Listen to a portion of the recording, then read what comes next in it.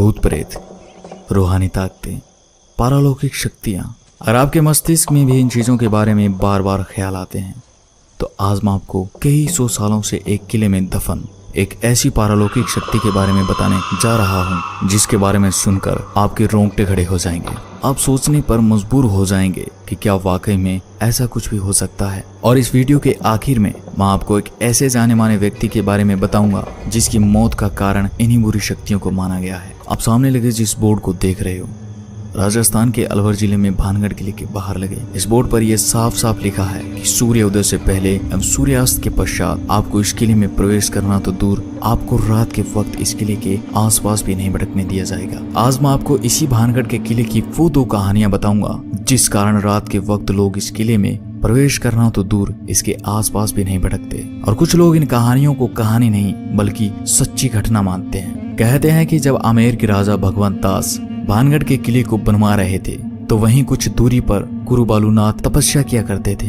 जब बालूनाथ को खबर लगी कि उनके पास में एक किला बनाया जा रहा है तो उन्होंने राजा को बुलावा भिजवाकर अपने पास बुलवाया। जब राजा भगवंत दास गुरु बालूनाथ के पास पहुंचे तो उन्होंने राजा से कहा कि आप जिस किले को बनवा रहे हो उससे मुझे कोई भी आपत्ति नहीं है, लेकिन एक बात का ध्यान रखना कि इस किले की ऊंचाई इतनी मत कर देना कि इसकी परछाई दिन के किसी भी वक्त जहाँ पर मैं तपस्या कर रहा हूँ वहाँ पर पहुँचे और मुझे छुए। उन दिनों जो साधु संत हुआ करते थे उनका बहुत आदर सम्मान किया जाता था, उनकी किसी भी बात को टाला नहीं जाता था। तो राजा ने भी ऐसा ही किया और फिर किले के निर्माण में ऐसा ही किया गया। किले के किसी भी भाग की ऊंचाई इतनी नहीं रखी गई जिससे कि किले की परछाई गुरु तक पहुंच सके। इस बात का ख्याल अगली 2 पीढ़ियों तक तो रखा गया, लेकिन उसके बाद जब तीसरी पीढ़ी ने भानगढ़ की गद्दी संभाली तो उन्होंने इस बात को गंभीर न लेते हुए गुरु बालूनाथ की चेतावनी को अनसुना कर दिया और उन्होंने कुछ स्थानों का पुनः निर्माण करवा के किले को और ऊंचा करवा दिया। और आखिर किले की परछाई गुरु बालूनाथ तक पहुंच जाती है। और जब यह परछाई बालूनाथ की तपस्या वाले स्थान पर पहुंची तो बालूनाथ को इतना गुस्सा आया कि उन्होंने ये श्राप दे दिया कि भानगढ़ तबाह हो जाएगा। और उसी दिन के बाद भानगढ़ पर दुखों का पहाड़ टूट पड़ता है। और यह भी कहा जाता है कि 1783 में जो भयंकर अकाल आया था जिसमें मरने वालों का आंकड़ा करोड़ों में था, वो अकाल गुरु बालूनाथ के श्राप की वजह से आया था। और आज तक यहाँ पर इस श्राप का असर देखने को मिलता है, जिस कारण से लोग इस किले में रहना तो दूर इसके आसपास भी नहीं भटकना चाहते। लेकिन दूसरी कहानी उस राजकुमारी की कहानी है जिस पर लोगों को सबसे ज्यादा विश्वास है। और इस खौफनाक कहानी के कारण ही लोग इस किले को भूतहा शैतानी किला कहते हैं। जब ये किला खुशहाल था तब यहाँ पर एक राजकुमारी रहा करती थी जिसका नाम था रत्नावती। राजकुमारी रत्नावती बेहद खूबसूरत थी। राजकुमारी की खूबसूरती के चर्चे दूर दूर तक फैले हुए थे। इस कारण हर दिन अलग अलग राजाओं के शादी के संदेश राजकुमारी के पास आया करते थे। लेकिन इन राजाओं के अलावा एक और शख्स था जिसकी नजर थी राजकुमारी रत्नावती पर। उसका नाम था सिंधिया, जो एक तांत्रिक था। एक दिन जब सिंधिया तांत्रिक ने राजकुमारी को देखा तब से सिंधिया तांत्रिक राजकुमारी के लिए पागल सा हो जाता है। सिंधिया तांत्रिक राजकुमारी को पाना चाहता था, लेकिन सिंधिया तांत्रिक जानता था कि वो सीधे तरीके से राजकुमारी को नहीं पा सकता था, क्योंकि कहाँ शमशान में रहने वाला सिंधिया और कहाँ महलों में रहने वाली राजकुमारी रत्नावती।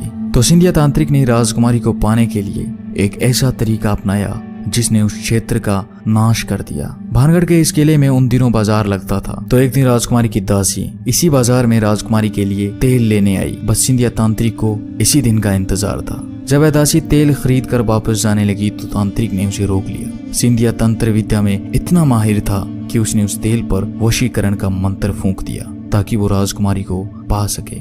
दासी तेल लेकर राजकुमारी के पास पहुंच जाती है, लेकिन राजकुमारी भी इस विद्या का ज्ञान रखती थी। उसने जैसे ही तेल को देखा वैसे ही उसे शक हो गया कि इस पर किसी ने तंत्र मंत्र किया है। फिर राजकुमारी ने अपनी दासी से पूछा कि तुम्हें बाजार में कौन मिला था। तब दासी ने बताया कि उसे सिंधिया तांत्रिक मिला था। तब सिंधिया तांत्रिक नाम सुनते ही रानी को सब कुछ समझ में आ जाता है। उसे समझ आ गया था कि मामला क्या है। राजकुमारी ने वो शीशी किले के ऊपर पड़े एक बड़े पत्थर पर दे मारी और सारा तेल उस पत्थर पर बिखर गया। ये कहा जाता है कि तांत्रिक ने उस तेल पर ऐसा जादू किया जिससे अगर कोई उस तेल को लगाता तो वह उसके वश में हो जाता और खुद ब खुद उसके पास आ जाता।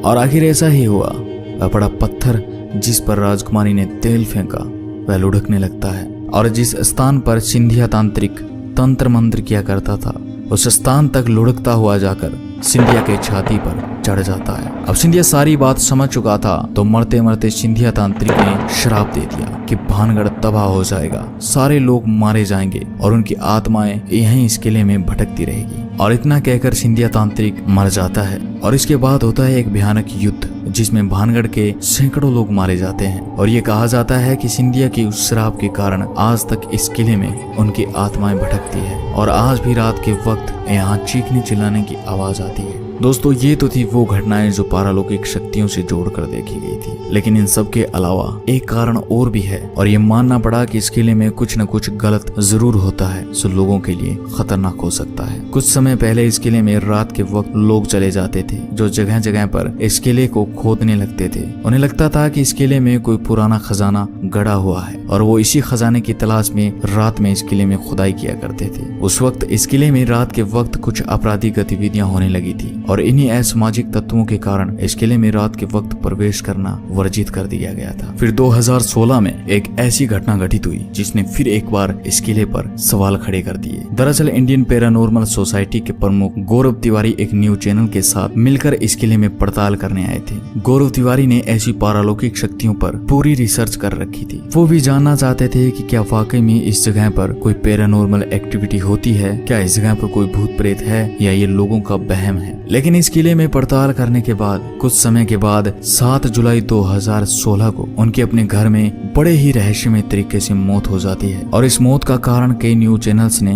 इन्हीं शैतानी ताकतों को माना। तो दोस्तों, ये थी इस भूतहा किले की कहानियां। मैं इस वीडियो में बताई गई कहानियों की सत्यता का प्रमाण तो नहीं देता, लेकिन कुछ न कुछ तो रहस्य जरूर है, जिस कारण भारत सरकार को भी इस किले के बाहर ये बोर्ड लगाना पड़ा। वीडियो को लाइक और चैनल को सब्सक्राइब करने के साथ कमेंट बॉक्स में जरूर बताइए आपको ये वीडियो कैसा लगा। मिलता हूँ अगली एक नई वीडियो के साथ, तब तक के लिए अपना ख्याल रखिएगा। धन्यवाद।